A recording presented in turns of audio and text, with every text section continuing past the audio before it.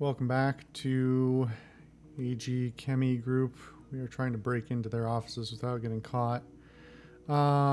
So we got some booze. We checked out in there. We have the elevator we haven't inspected thoroughly yet. And this lab. So I think the lab is the next thing, unless we feel like pestering those people.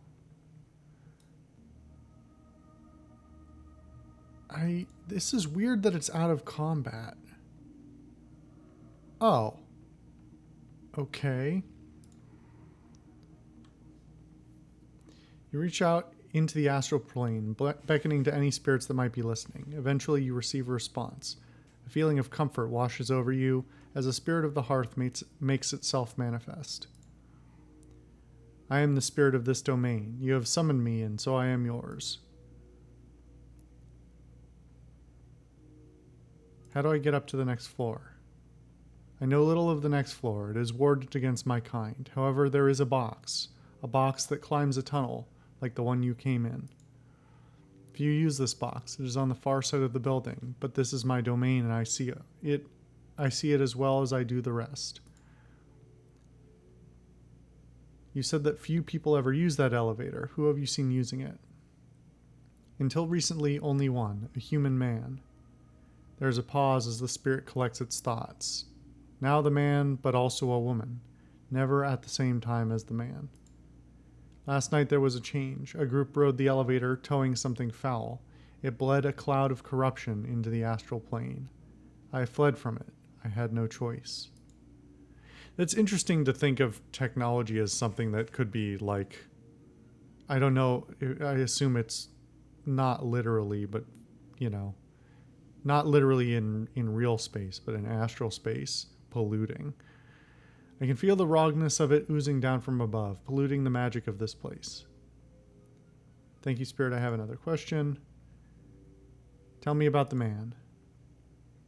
His aura is dark and cold. Others move from his path, and flashes of fear spread through the auras of all those around him. He believes himself to be of great import. Each day upon his arrival, he travels above.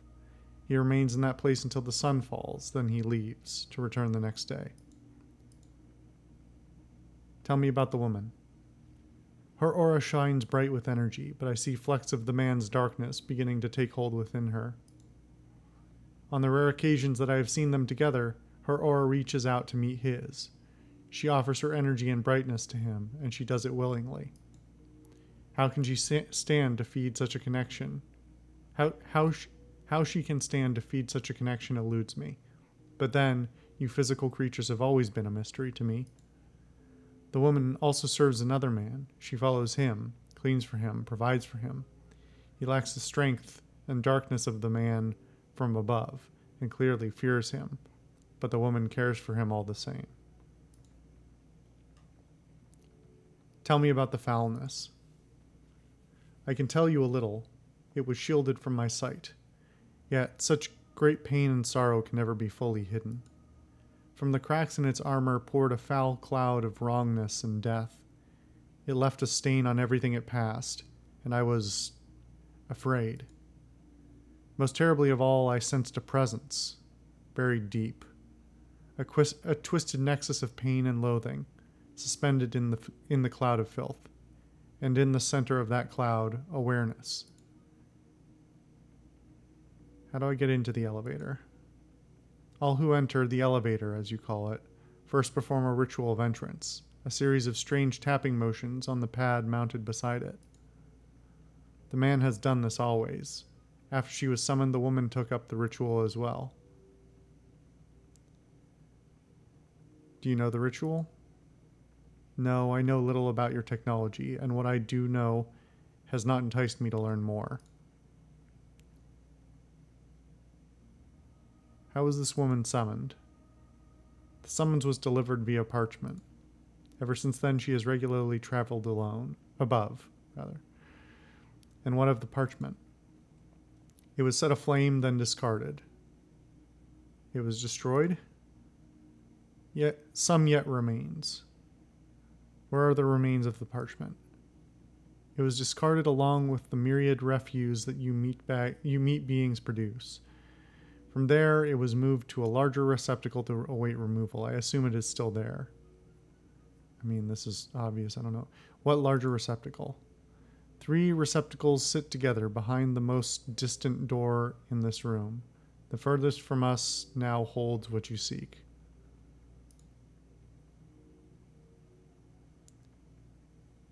Where does the woman sit? The woman sits behind the closest door when she is not visiting the dark man above. Okay, so the secretary. Enough. Return to your plane spirit. Okay. So we're looking for a trash can.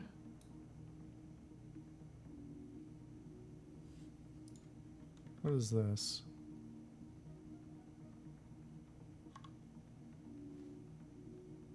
Burnt code 847. I don't think that was there before, was it? Maybe it was.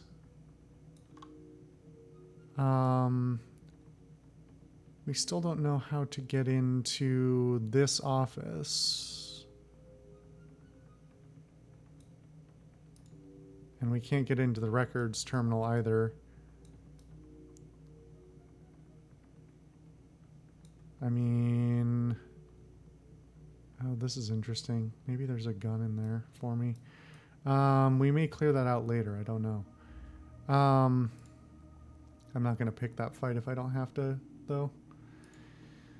Let's see.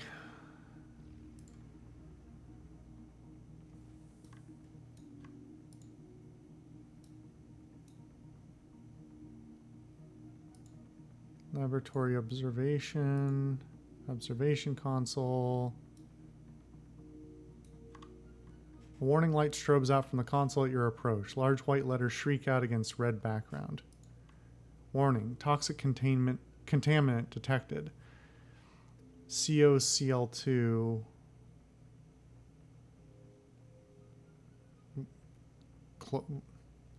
Is that even a valid chemical comp? Phosgene gas? Hold on, is that right? That seems weirdly imbalanced.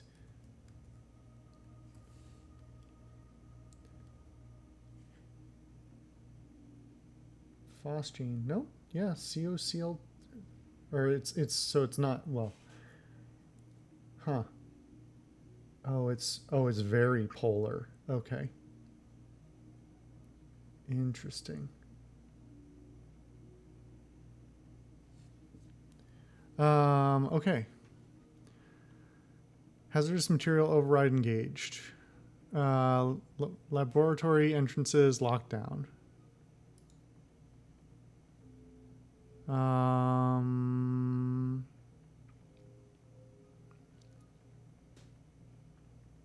Access substance library. Connection failed. Network access unavailable. Use direct terminal access in the data store. Do I want to just purge the air? What does this mean? Introduce gaseous agent into laboratory atmosphere. Let's quick save and then find out what that means. Optional. Clear the toxic gas from the lab. I don't see why I wouldn't do that. Introduce gaseous agent into laboratory atmosphere. Please input agent to introduce. So can we look up? Maybe we can look up in the library what we need to introduce to neutralize phosgene.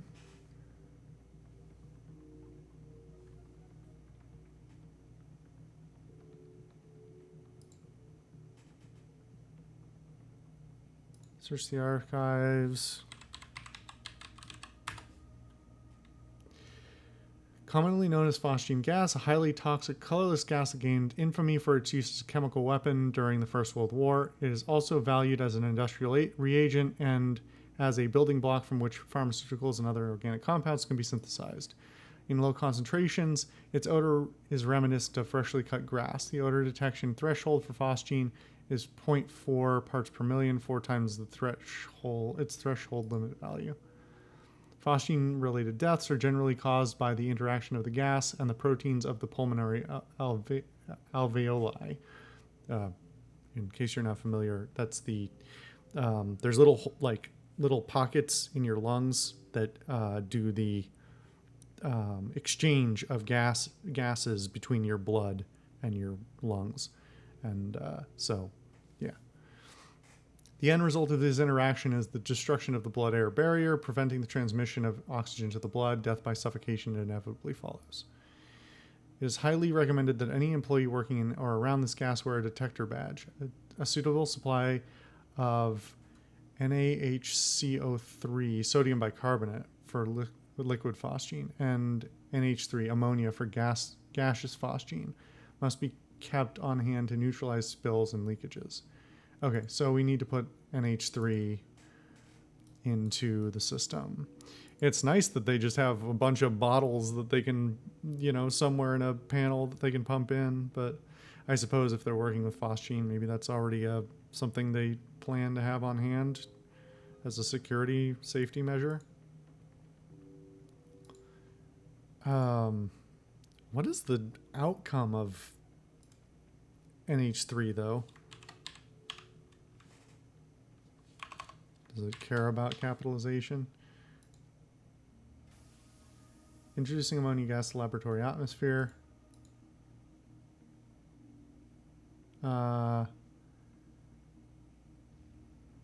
Okay, purge laboratory air. This action will prevent the venting of contaminants into exterior atmosphere. Level 5 authorization required. I mean, I think we're fine now, right? No contaminants detected, disengaging lockdown. Okay, so it doesn't matter. We don't need to force it. Cool. All right.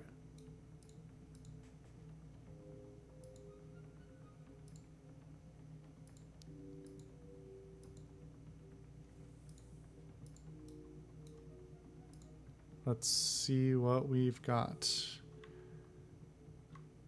There are bodies there? I don't see any bodies. Oh, there's the body, I see. The scientist lays dead beside a small pile of smashed glass, and a number of beakers have been knocked over on the nearby table. Okay. Send to the stash. Note. On the counter is a note, carefully transcribed in neat handwriting. The paper bears the letterhead of Senior Executive Leonard Stromberg. I'm still waiting for that report. When I said ASAP, I meant I needed it yesterday. Stay until you've completed the test, then leave the report on my desk. The door code is 54139. Do this tonight. I'll expect to see it waiting for me when I arrive tomorrow. Stromberg. So I know this is a trope in all sorts of video games, but the practice of sharing codes is just like such a basic, hey, don't do that. If you've got a security system that where all of your locks are programmed to only accept a single code, and you don't have like if you've ever heard of master keying, master keying is for physical locks. You can make locks that fit multiple keys, and master keying indicates that you basically stack a more than the usual number of pins inside the tumblers of a lock so that two different keys will work. And so you can have one key, I don't need to dig into all of it, but you can have one key that overrides a bunch of different locks because they all fit the individual specific keys plus one key that also fits all of them. I don't know how to explain that better other than to spend 20 minutes explaining it. But so this idea of like, we're seeing this at the same time in the problems in Prey of everybody sharing their fucking 4-digit numbers of all things. If you've got a system that doesn't accept multiple keys or doesn't have an easy way to add keying, that's a bad security system, and you should replace it. Anyway. So now we know, okay, so now we know the code to the office.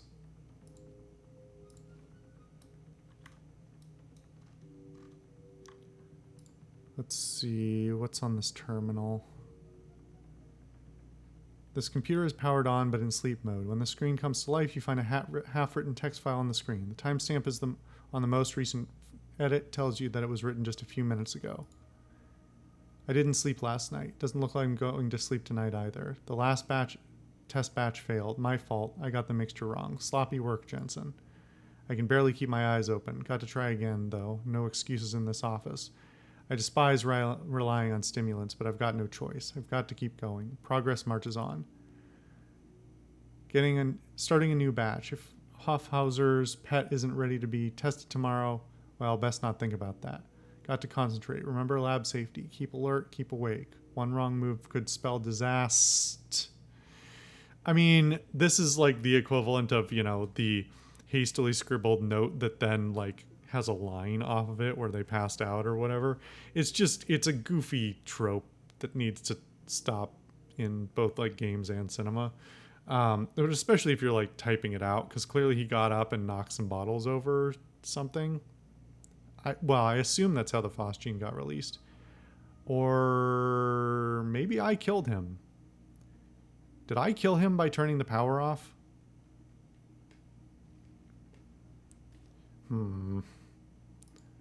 I mean, if the system pumps phosgene gas into a room when the power goes off, that's also bad.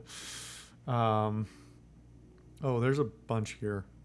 Okay, we're going to cut the episode, and when we come back, we'll read the rest of his logs. I'll see you guys then.